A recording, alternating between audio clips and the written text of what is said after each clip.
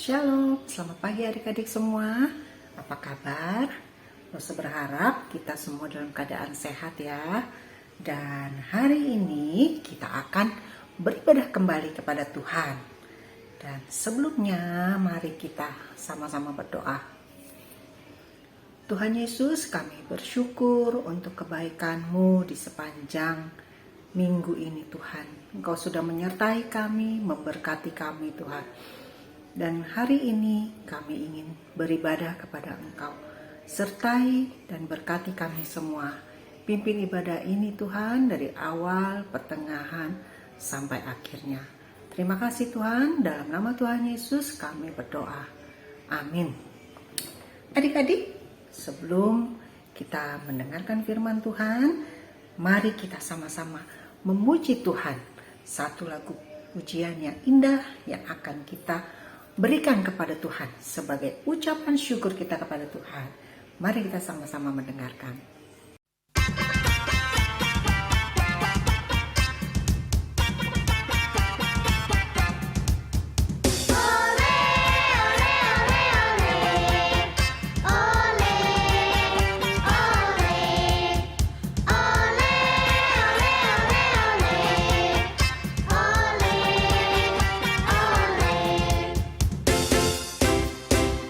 Oleh kasih Tuhan, aku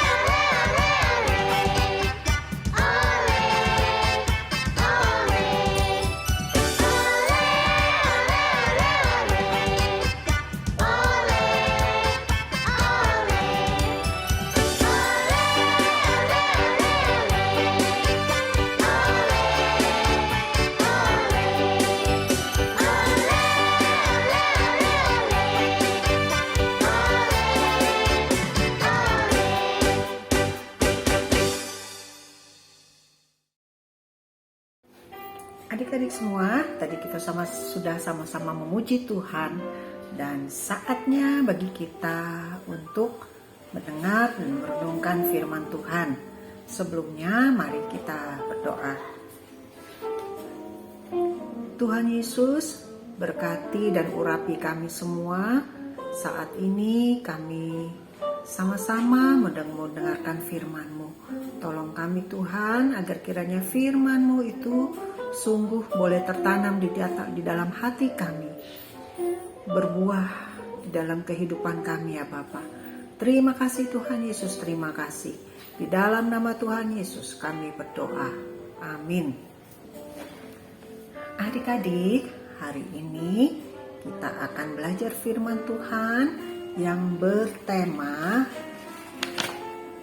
rencana Allah untuk membangun kerajaannya. Ya, rencana Allah untuk membangun kerajaannya ini dimulai dari kejatuhan manusia pertama di Taman Eden, yaitu Adam dan Hawa yang jatuh di dalam dosa. Kemudian Allah merencanakan untuk mengutus anaknya menyelamatkan manusia. Yuk kita sama-sama membaca firman Tuhan dari Kejadian 3 ayat yang ke-15. Begini firman Tuhan ya. Aku akan mengadakan permusuhan antara engkau dan perempuan ini, antara keturunanmu dan keturunannya. Keturunannya akan meremukkan kepalamu dan engkau akan meremukkan tumitnya.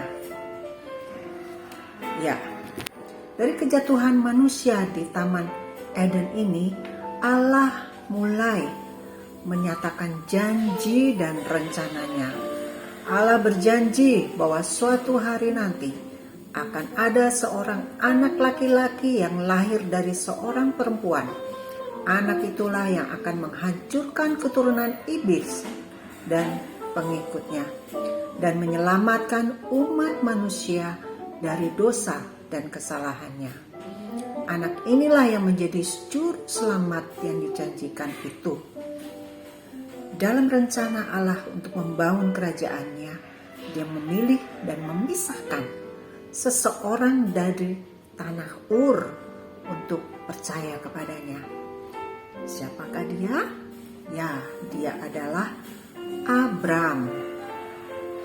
Atau kemudian Allah mengubah namanya menjadi Abraham. Yuk kita sama-sama membaca firman Tuhan dari Kejadian 12 ayat 1 sampai ke 3. Kejadian 12 ayat 1 sampai 3. Berfirmanlah Tuhan kepada Abram, pergilah dari negerimu dan dari sanak saudaramu dan dari rumah bapamu ini ke negeri yang akan kutunjukkan kepadamu. Aku akan membuat engkau menjadi bangsa yang besar dan memberkati engkau serta membuat namamu masyhur, dan engkau akan menjadi berkat. Aku akan memberkati orang-orang yang memberkati engkau dan mengutuk orang-orang yang mengutuk engkau, dan olehmu semua kaum di muka bumi akan mendapat berkat. Ya, Allah berjanji kepada Abraham untuk memimpin Abraham menuju tanah yang baru. Allah memanggil Abraham untuk menjadi saksi dan menerima janjinya. Apa yang dijanjikan Allah? Ya, seperti yang tadi kita sama-sama sudah baca ya. Abraham akan menjadi bangsa yang besar, memberkatinya dan membuat namanya menjadi masyhur, membuatnya menjadi berkat bagi banyak orang, dan memberkati siapa saja yang memberkati Abraham, serta mengutuk siapa saja yang mengutuk Abraham. Allah menjanjikan berkat bagi Abraham dan keturunannya. Allah ingin mereka percaya dan bergantung sepenuhnya kepada Allah saja. Ya, dalam kehidupan Abraham banyak hal yang terjadi, tetapi Allah sangat setia kepada janjinya kepada Abraham dan keluarganya. Abraham pun tetap percaya dan memelihara imannya kepada Allah. Dan adik-adik, Allah memberikan seorang anak kepada Abraham dan Sarah. Dan mereka memberikan nama kepada anaknya adalah Ishak. Kemudian Ishak menikah dan memiliki anak 2 orang, yaitu Yakub dan Esau. Dan dari keturunan Yakub ini memiliki 12 orang anak. Kemudian Allah mengubah nama Yakub menjadi Israel. Nah, ini adalah awal mula bangsa Israel secara lahiriah. Ya. Bangsa Israel secara lahiriah dari Yakub, dari yang memiliki 12 anak. Mereka yang menjadi suku-suku di Israel. Dan inilah awal mula kerajaan Allah secara lahiriah dibentuk. Dan kemudian bangsa Israel bertambah-tambah banyak sehingga suatu hari mereka menjadi budak di Mesir. Lalu apa yang terjadi pada mereka? Adik-adik, yuk kita membaca kembali satu bagian firman Tuhan dari Keluaran 19 ayat yang ke-4 sampai yang ke-6. Kamu sendiri telah melihat apa yang kulakukan kepada orang Mesir, dan bagaimana aku telah mendukung kamu di atas sayap Raja Wali dan membawa kamu kepadaku. Jadi sekarang, jika kamu sungguh-sungguh mendengarkan firman-Ku dan berpegang pada perjanjian-Ku, maka kamu akan menjadi harta kesayangan-Ku sendiri dari antara segala bangsa. Sebab akulah yang mempunyai seluruh bumi. Kamu akan menjadi bagiku kerajaan imam dan bangsa yang kudus. Inilah semuanya firman yang harus kau katakan kepada orang Israel. Ya adik-adik, melalui hambanya Musa, Allah membawa bangsa Israel keluar dari tanah Mesir. Kemudian Allah memperbaharui perjanjiannya atau covenant kepada umatnya di Gunung Sinai. Allah memberikan hukumnya untuk mengajar umatnya bagaimana cara menyembah Allah dan bagaimana mereka hidup sebagai umat Allah. Bangsa Israel percaya dan menaatinya, tetapi mereka seringkali juga memberontak kepada Allah. Mereka berbalik dari Allah dan menyembah berhala. Tetapi selalu ada orang-orang yang beriman kepada Allah, percaya Allah akan menyelamatkan dan menjaga mereka. Seperti yang kalian lihat adik-adik, rencana Allah untuk memilih seorang manusia dan menjadikannya sebagai umat Allah membutuhkan waktu. Allah telah membangun kerajaannya sesuai janjinya. Dan beberapa ratus tahun setelah Musa, Allah memakai Nabi Yesaya untuk menyampaikan pesan bagi orang Israel. Yesaya mengingatkan mereka tentang dosa mereka dan penghakiman Allah, juga membicarakan janji Allah yang luar biasa tentang keselamatan. Mari kita sama-sama membaca kembali dari Yesaya 49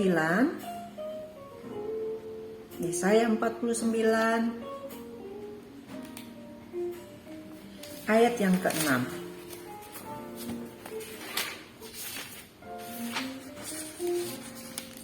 Yesaya 49 ayat yang ke-6.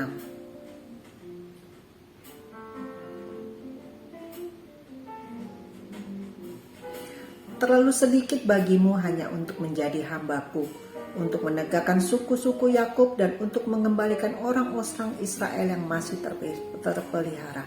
Tetapi aku akan membuat engkau menjadi terang bagi bangsa-bangsa, supaya keselamatan yang daripadaku sampai ke ujung bumi. Ya, Allah memakai Yesaya untuk mengingatkan Israel bahwa rencananya selalu melibatkan bangsa-bangsa, bukan Yahudi dalam kerajaannya. Ya, Yesaya berkata bahwa keselamatan Allah bukan hanya untuk orang Yahudi, tetapi juga untuk orang-orang dari segala bangsa. Umat Allah dalam perjanjian lama telah menunggu untuk waktu yang sangat lama, dan mereka tetap percaya bahwa Allah akan menggenapkan janji untuk memberikan juru selamat. Mereka menghadapi banyak masalah dan berjuang dalam hidup mereka, tetapi Allah adalah Allah yang setia, yang memegang janji dan firman-Nya. Seperti janji Allah akan mengutus anaknya ke dalam dunia.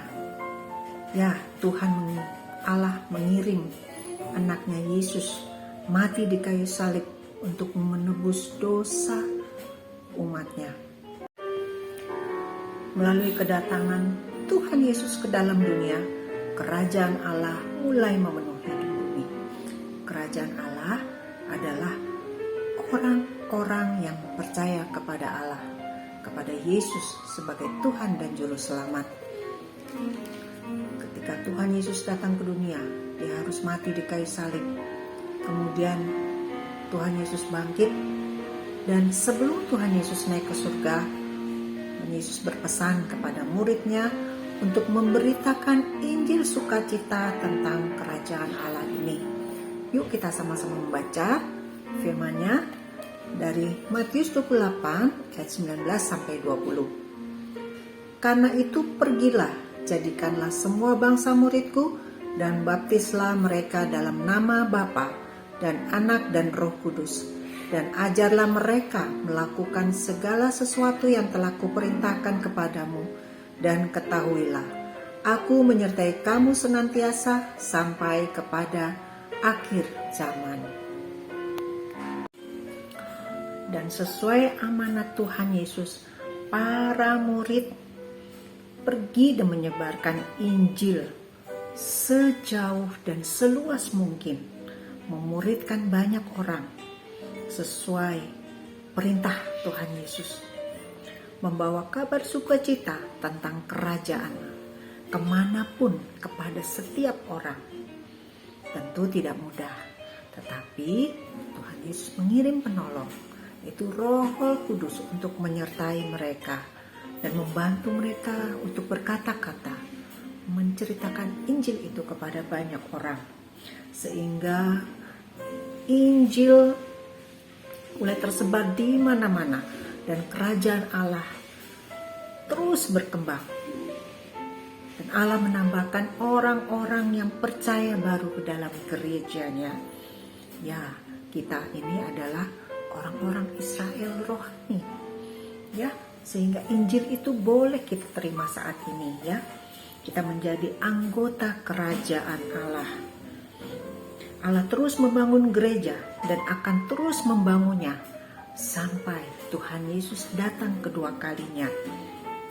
Dia akan datang memerintah kerajaan yang kekal sebagai raja di atas segala raja. Ya, adik-adik, amanat Tuhan Yesus itu bukan saja berlaku bagi para murid zaman dulu, tetapi berlaku juga bagi kita saat ini, agar kita pun mau memberitakan Injil sukacita, keselamatan yang dari Tuhan, sehingga banyak orang boleh percaya kepada Tuhan dan menjadi anggota kerajaannya. Baik adik-adik, sampai di sini firman Tuhan pada pagi hari ini. Biarlah kita semakin mengenal Tuhan, semakin mengasihinya, dan hidup sesuai dengan firman Tuhan. Dan mari kita berdoa. Tuhan Yesus, terima kasih untuk kasih setiamu, untuk penebusanmu, keselamatan yang Tuhan berikan bagi kami semua. Terima kasih ya Tuhan, Engkau memanggil kami menjadi anggota kerajaan-Mu. Biarlah kiranya Tuhan kami pun boleh menceritakan, memberitakan Injil sukacita itu kepada banyak orang, sehingga banyak orang pun boleh dipanggil menjadi anak-Mu, menjadi anggota kerajaan-Mu ya Bapa. Terima kasih Tuhan Yesus, terima kasih. Kami menyerahkan hidup kami sepanjang minggu ke depan ke dalam tangan-Mu. Tuhan terus menyertai dan memimpin langkah hidup kami. Di dalam nama Tuhan Yesus kami berdoa. Amin. Adik-adik, sampai di sini jumpa kita pada hari ini. Kiranya kita menjadi anak-anak Tuhan yang terus setia berjalan di dalam Tuhan, di dalam kehidupan kita sehari-hari terus mengandalkan Tuhan. Ya, sampai jumpa minggu depan. Tuhan Yesus memberkati.